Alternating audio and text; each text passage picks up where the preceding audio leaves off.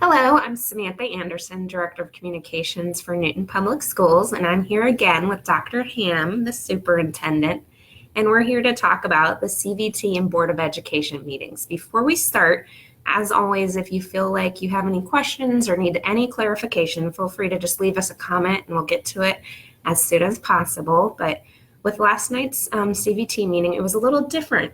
It was in the high school. So can you just explain what they were doing there and why it was over at the high school?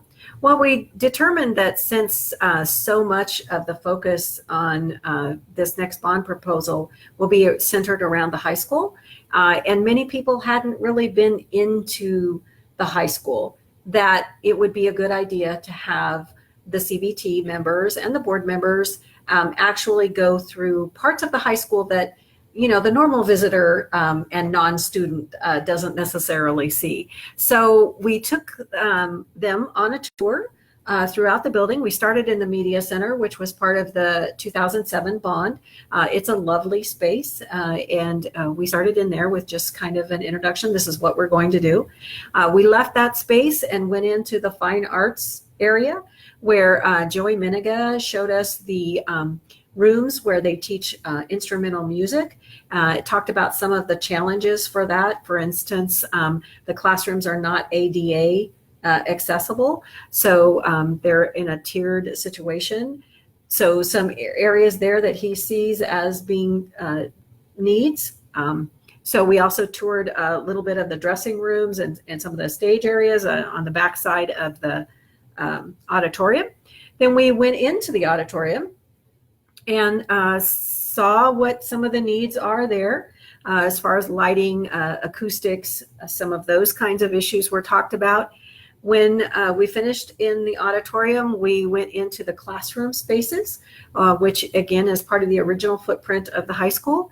And we went into particularly science classrooms where Dwayne Knoll and Jerry Epp, who's the department chair for the science department, shared not only their challenges with their current classroom space and how they have to work in that space, but also some of the dreams about what they think that the space needs to be for students learning science in today's schools, and what they would like to see moving forward.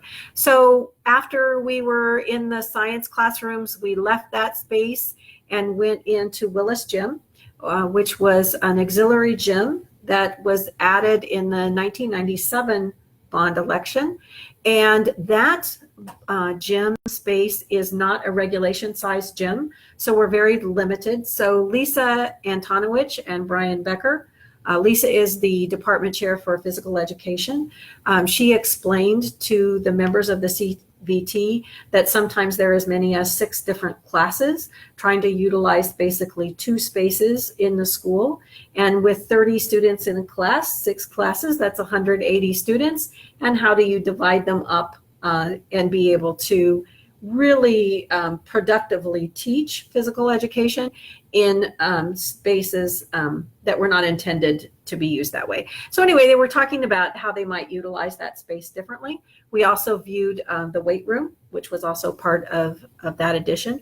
Talked about the fact that we used the weight room for middle school and high school athletics during the summer conditioning, and what the limitations of that space were. From there, we moved down the hallway and past the classrooms where we currently have our CTE business classes, and also our CTE family and what we would have called home economics or family and consumer science. Now different pathways there, from child development to culinary arts. So we looked particularly at the culinary arts area, where we have 1974 kitchens that were and are very much like what you would see in a home. And that's very good for teaching students the value of a well-balanced meal and how to prepare a meal, how to budget for a meal. Good space for that. It is not necessarily the best space for teaching about a career in Culinary Arts. So the vision there would be for there to be half of the room set up as a home kitchen environment, and the other half being an industrial kitchen environment. And it was explained that some very specialized equipment is needed for that, from fire suppression hoods to other things in order for students to learn how to cook in what would be a chef's kitchen. So we talked about that, and then we moved past some special education spaces where we talked about students that are really needing to have life skills and the limitations of their classroom space on what they can do just because of the space involved and how we might envision remodeling that space. We went into the gyms and Ravenscroft Gym. We talked about the locker room spaces in that area, what the needs are there. Then we also looked at the basement of where the pool is, and saw where we are having some difficulty right now with the pool deck, and we've had to reshore it because there's been some concrete failure. And so in order to keep that place safe, we have shored that space up. So the CVT saw that. We also toured the mezzanine, talked about some different visions about how space could be reutilized in a different way, and provide more opportunities for our students in those spaces. So quite a nice tour, lasted longer than we had anticipated, about an hour, which was about 30 minutes longer than we thought it was going to be. So had quite a tour. So once they got done, they kind of went back to the media center, and they got in their groups and they started chatting again about priorities and what's important to them. And they, a couple of the groups shared their top priorities, and were just a few that they seemed to focus on, and some that came up, a lot. Well, they didn't have a lot of time for that. But one of the two areas that all groups seemed to agree on completely were renovations for HVAC. We already know with the temporary chiller situation that we have needs there. So looking at a complete updating of our HVAC system, and also fire suppression, so fire sprinkler system within the building. So that was one area that all of the groups agreed on. The other area was the renovation of the pool. So I don't know if that had something to do with taking them down and seeing the shoring or not, but that was another area that they all agreed on. And then, so now, and they talked about other ideas, but where are they now as far as the process goes? Well, as far as the process goes, we're going to continue on. We have our next meeting on Monday, and it'll be 6 o'clock. We'll be back here at McKinley. So it's an open meeting. So please, anyone who's interested in this topic, please come down and watch what's going on and listen, share your ideas with other CVT members.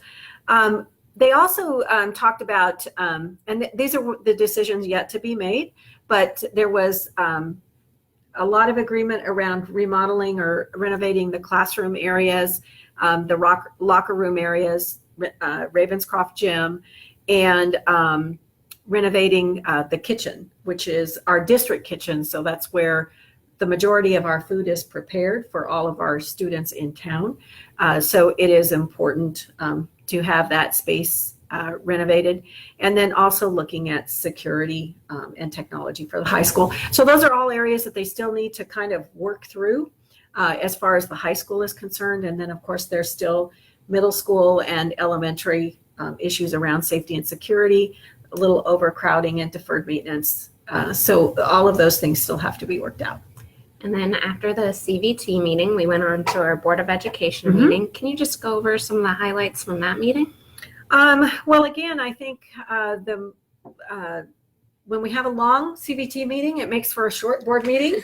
And so there wasn't a lot on the agenda. We did talk about the normal business kinds of things, paying the bills and approving the minutes and those kinds of things that show up in the consent agenda. We also I provided the board with a facility update, which has to do with facility issues that we're having right now. Most of the ones are around water issues. With the recent rains that we had, a lot of things became very evident that maybe were known, but not as drastically. So we talked about Chisholm and some roofing issues there with the skylights, and also how the settling of the ground or soil erosion has impacted the grading, not student grading, but the soil, the grade of the soil, where water is flowing towards the building instead of away from the building. So talking about, we need to figure out what it is that we need to do to resolve that, so that we can keep the water from getting in the building, because that of course creates other issues from deterioration of flooring and other things to mold. And so we've also done some checking in a couple of areas specifically for mold. Then we talked about Walton, and we have some similar water issues there, where the water is flowing underneath the modular classroom space, and it has caused a significant amount of moisture in that building. And so we're doing some things to mitigate the moisture. We've also had some concerns about the air quality in that building. So we've had a environmental specialist come out and check the building. We have the testing results have come back, and the building is safe. But we know that we have some issues there that we're going to need to deal with sooner rather than later. We also talked about Newton High School and the fact that the chiller is going away. Yay, the temporary one will be picked up on Thursday, and then we'll begin working towards the installation of the permanent chiller so that we're ready for when the weather turns warm again in the spring. So all of those things were talked about at last night's board meeting.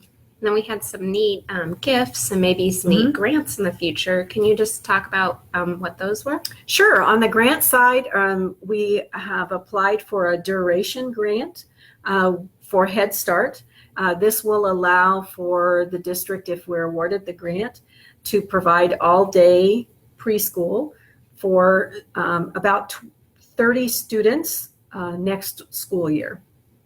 So we're excited about that possibility, and look forward to hearing from Head Start that we've been awarded that grant.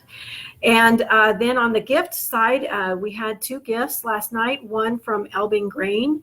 And again, I can't say often enough how much we appreciate the support of our community and our businesses. And Elbing Grain really came through for our students in providing some additional funding for them to attend a national convention. And the students are there right now in Indianapolis. And so that's a pretty exciting time for them to get to network with other kids from other cities in Kansas as well as national. And our kids usually do very well, so I'm anxious to hear how they do when they get back.